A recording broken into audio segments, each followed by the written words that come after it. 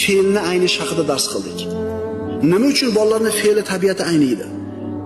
Chunki bolalar ko'r-ko'rona g'ayri dinlarga taqlid qilishni boshladi.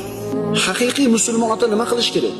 Bolasini tushunchalarini, bolasini qalbini, bolasini fikrini haqiqiy qahramonlar bilan, haqiqiy ibrat bo'ladigan odamlar bilan, kumirlar bilan to'ldirishligi kerak.